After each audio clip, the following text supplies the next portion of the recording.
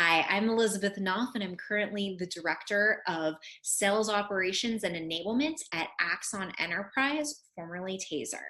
Welcome to Sales Tech Enablement, how to 10x your sales organization, leveraging automation and AI. So some quick background on myself. I have over 10 plus years of experience in the tech industry, everything from investing in tech startups as a venture capitalist, as well as an angel investor. I still do that as an entrepreneur, as well as working in high growth tech startups and companies, and now currently work in a senior role at Axon, which is a large public corporation, and helping to build and scale their sales engine. So I own the leveraging technology, content, and intelligence to scale our overall sales strategy and customer journey across channels and across customer touch points. So just a quick shout out to Axon as well. It's an amazing company to work for. We are growing rapidly. So if you are interested, please come check out the link below at axon.com/careers or reach out to me directly. I'm happy to address any questions or concerns and share my experiences at the organization. We are a socially conscious business where our mission is to protect life, and we have a vision to obsolete the bullet, reduce social conflict, enable a fair and effective criminal justice system, and eradicate racism and excessive use of force within the justice system. Anything I mention about our organization is historical, and I just want to mention this because we are a public company, so nothing is forward looking. Also, we have a very complex business, and so regardless of what your business model is, this presentation will be relevant to you. We actually have everything from selling software and software as a service with our evidence.com and record management systems to financed hardware such as our body-worn cameras and our Taser weapons, or consumables, all the batteries and cartridges we sell for those products, usage-based software system. We sell services, event-driven services. We have multiple channels. So we have a highly complex organization and business model. And so we've had to think through how to piece together all the different pieces of our sales technology to support this highly complex ecosystem and all of our offers to our customers. We also sell specifically to law enforcement, private security, corrections, and are expanding into a wide variety of other segments as well. So just a quick distinction on sales enablement versus operations, since every organization has a little bit different definition of this, as well as customer operations and revenue operations, which are ever evolving areas within the sales org. So I like to think about sales enablement really is engineering and designing and architecting what the sales engine and system looks like, and sales ops is really about keeping the trains running on time. And so overall, sales enablement is a pretty exciting area because it's cross-disciplinary. I like to think that the whole org is coming into our hub, and we're helping to figure out the best ways to communicate with our customers and connect all of that with our sales organization, as well as all the other departments within the organization.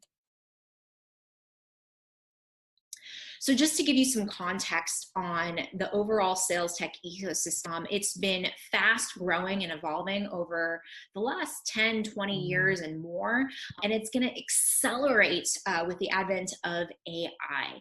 So obviously we really started off with Salesforce with their CRM in the cloud and developing the cloud as an overall way of delivering software.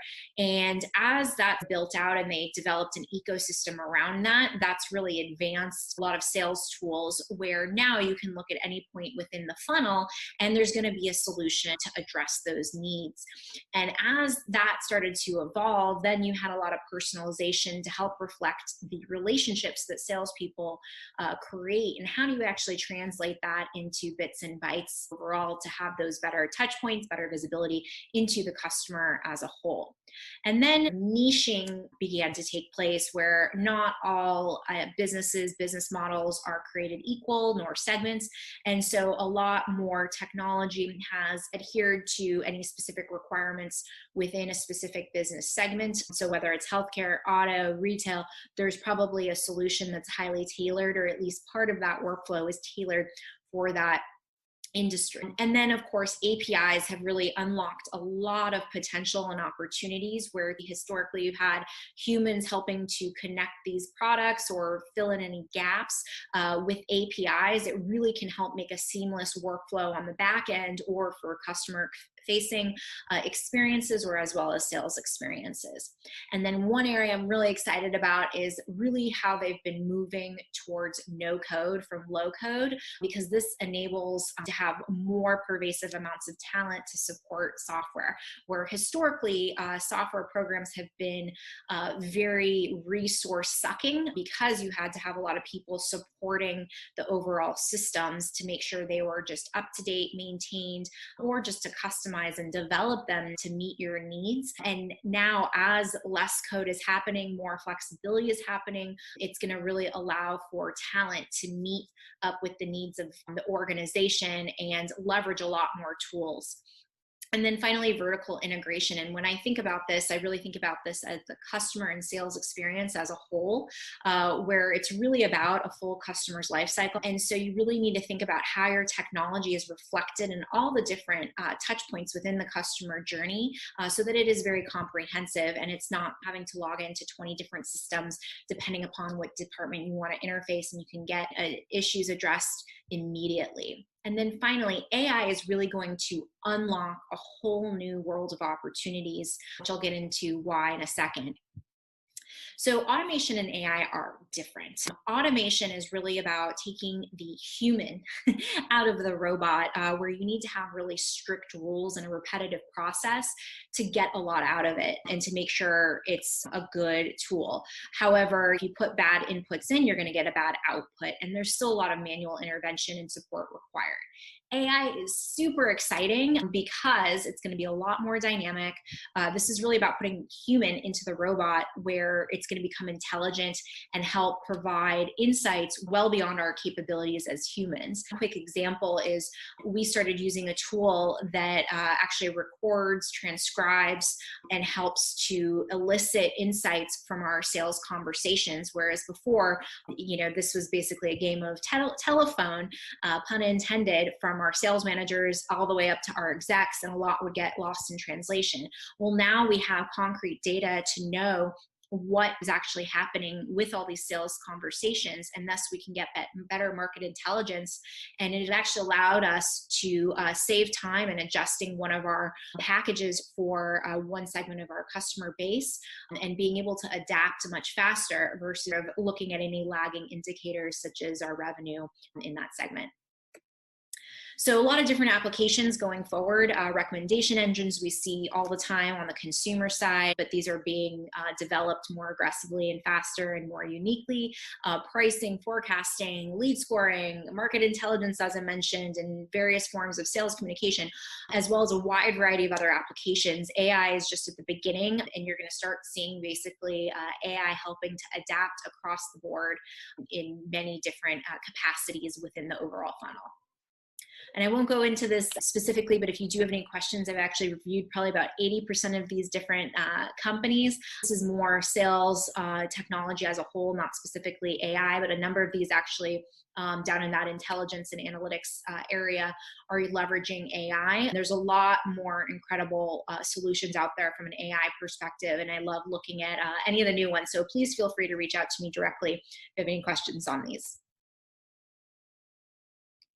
So as you're starting to build out your sales tech programs and investing in different software, there's really two different mindsets. It's incremental improvements or thinking about these big problems to solve.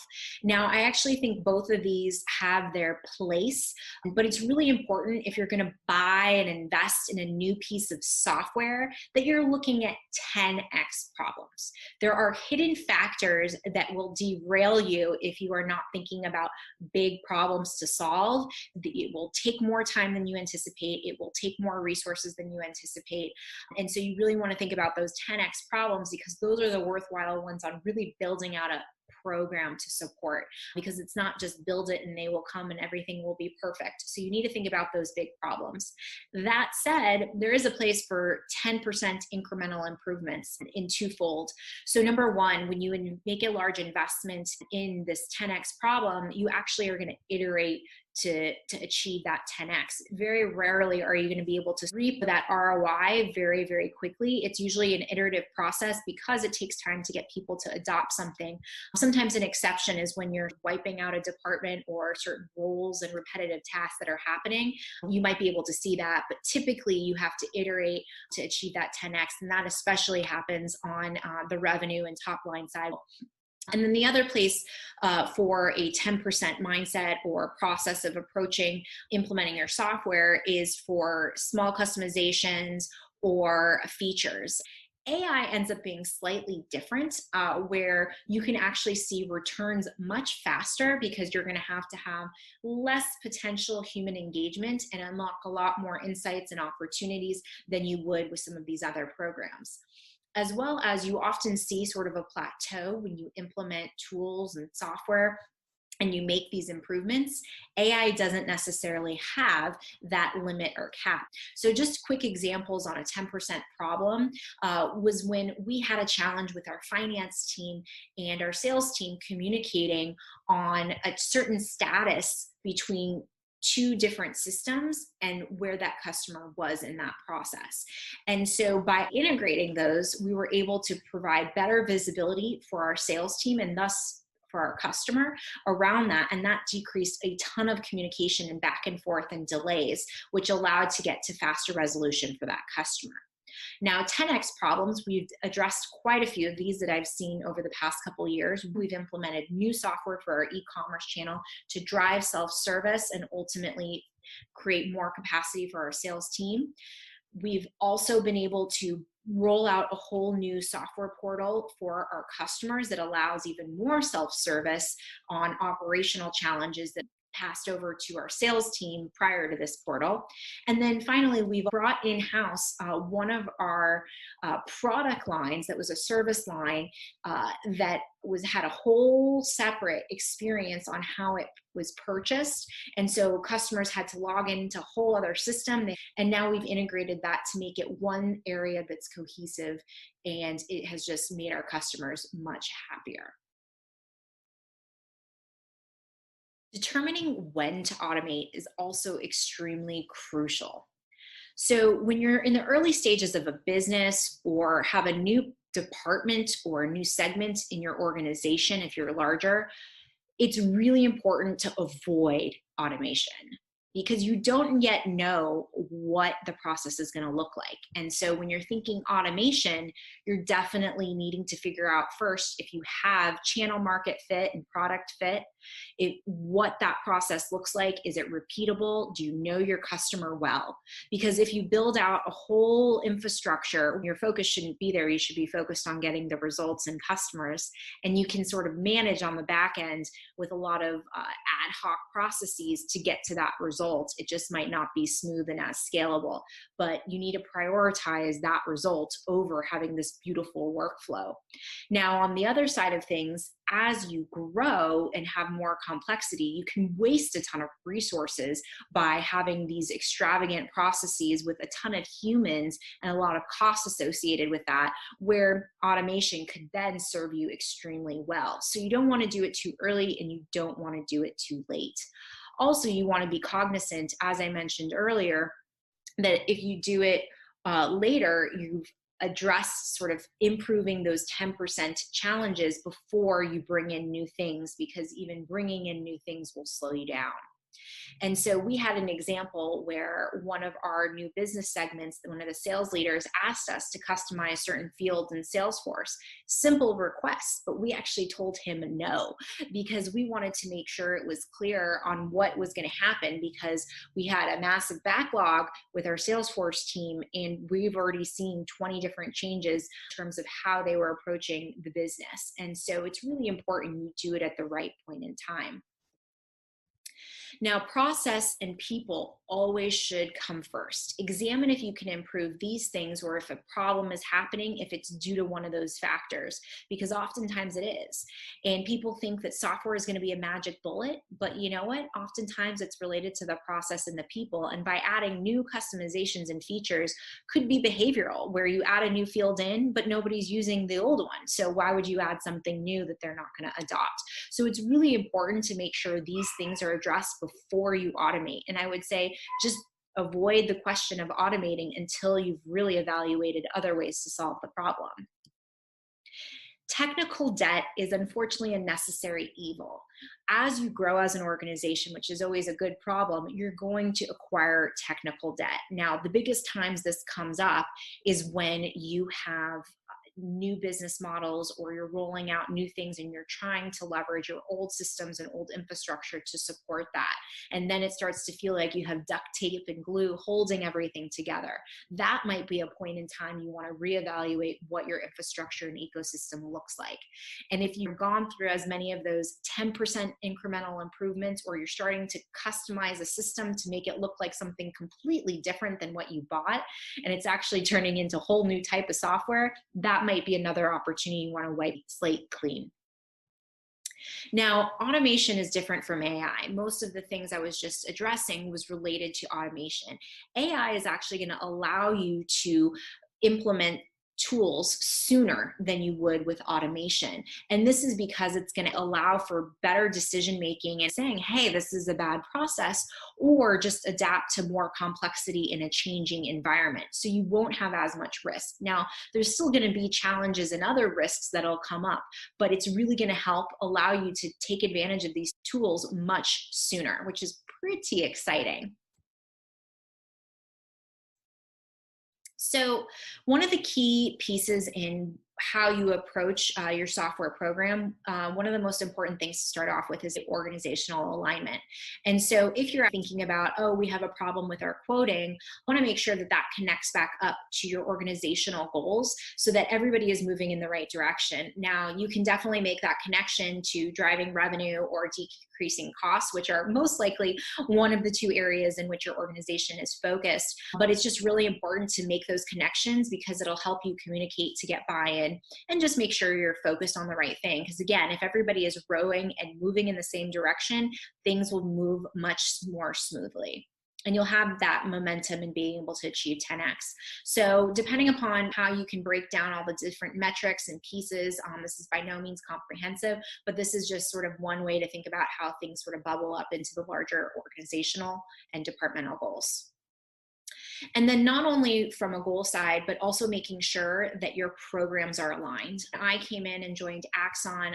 We had a e-commerce channel that was basically flat in revenue and in some cases declining in certain quarters. And so one of the problems I identified was that people were thinking about it very piecemeal. So you had someone with an engineering background that came in and really just thought about the system, and then someone else who was salesy and was only really thinking about the sales part, but not the tools and infrastructure. And so with programs, especially channels, products, and other things, you need to think about all the different pieces together and making sure everything is aligned and that all the goals and initiatives that you have are comprehensive. Because if you can bring things together at once, you're going to actually see a lot more success versus sort of piecemealing it or only thinking about one piece of the overall equation. So as we decided we wanted to drive smaller dollar deals through a self-service channel in order to create more capacity and drive more sales on our inside and outside sales side, we had to also think through the process, how the customer experience was going to be, what the infrastructure looked like, what the design, UI, and UX was going to look like, how that was going to flow, and make sure that there was no friction in the overall program and experience. And that allowed us to drive almost 30x results within 3 years. Prioritization is also really, really important. So making sure you know what to focus on when. So here's a couple different criteria you can think through. Not all of these are going to be perfect. It becomes sort of an art and science that you learn over time. If problems are repeating themselves, if they're frequent, and then if it's a customer problem, that's going to be sometimes more important than other types of problems you're addressing. And then of course the impact and ROI and resources that are going to be required from the org. This is like a quick little exercise that I like to do because this really helps to communicate within the organization to all the stakeholders, where you define what the problem is you're trying to address when you're looking to purchase any software. Then you're able to provide context in the situation. You're able to measure upfront before you look at any software and get buy-in as to what success looks like. You're able to call out what's in scope and what's out of scope, because everybody will of course be asking for features, and there's going to be scope creep, and people want magic bullets, and that's just not going to happen. And so there's probably a roadmap you need to build out, as well as you have limitations on your budget. So you need to make sure it's reasonable, the resources you're going to be allocating to this initiative, as well as what resources this is going to require. That needs to be super clear. And then how you engage your stakeholders is extremely important. And you can always engage your stakeholders early. And so the way I like to also unlock which are the most important problems that are occurring is through what I like to call sales therapy. This is really just listening to the sales team, the customers, in order to develop requirements and identify which problems are happening frequently or the most painful. It doesn't mean that the loudest voice is where the problems are, and you have to obviously use your judgment, but it's really important to unlock all the requirements by listening. Just like a salesperson listens to the customer, it's the same thing. We went through a process where we had one of our partner departments missed a number of use cases, and it became really, really painful because they did not do this. And so it's really, really important that you build out your requirements and you spend plenty of time understanding the needs of your customers. This is like building out products essentially, and it becomes more important the closer you are to your customer or your sales team. And then ultimately your stakeholders are going to make or break your software program. And that's why it's really important earlier in how you communicate with your stakeholders, but also when you engage with them. Earlier, the better. You want to identify all of the issues up front. You want to listen to them, as I mentioned, and identify all the requirements before you make any purchasing decisions. And spending more time on that is so crucial and important before you even go down the process of identifying what is a solution that's best for you before you go through the comparison and driving adoption and ownership. Regardless if you have an agile model or you have other implementation models, you can sort of go through all these different processes. And we do use agile. We like to be iterative in how we bring things even out into the org, but we want to be iterative so that we can start delivering as much value as soon as possible. And so what's important is first that discovery and definition piece. I would spend the most time there up front, because once you are crystal clear on the issues and the problems, then you can help figure out how to solve them, when to solve them, what to prioritize, and so forth. Once you get into the phase that you're ready to evaluate options, again, you need to have those touch points with the appropriate stakeholders, depending upon if you own the budget or not. And you want to have ownership across this whole thing. It might be a different person purchasing and making certain decisions versus ultimately who will be running the program, but you want to make sure there's engagement across the board and clear definitions of ownership. And ultimately, you want to have one person who's sort of neck is on the line to ensure success of this program overall. And then, of course, the purchasing, there's a lot of different ways you can go through purchasing, a lot of different models, trials. Those are really good best practice to utilize if you can. It doesn't always work out because of complexity and integrating things. And then implementation. If you have to integrate with other parts of the organization from a technology perspective or otherwise, you want to engage those stakeholders early. We have gone through so many mistakes, or have seen other departments who said, oh, we just want to integrate with Salesforce and it'll take a day of work. And our Salesforce team is like, we didn't even know this was happening. We have 20 other priorities. This happens all the time. So please make sure you're engaging those stakeholders once again, and you're evaluating how to get this on everyone's roadmap. And then adoption. If you build this, doesn't mean everybody is going to come and use it. So again, you want to make sure users of that tool are engaged early so that you can see how they're going to use it. Are you meeting the requirements and pain points that they have?